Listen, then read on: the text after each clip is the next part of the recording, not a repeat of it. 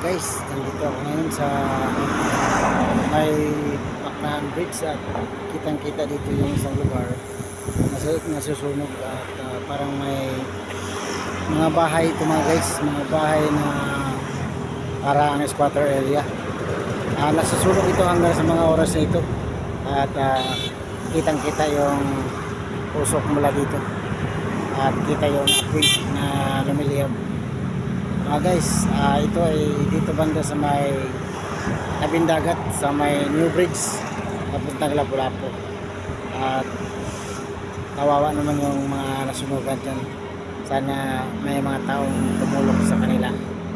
Ito lang ang aking mga pakita sa video nito guys. Salamat, sana panoorin nyo ito. Joel Aro Vlog.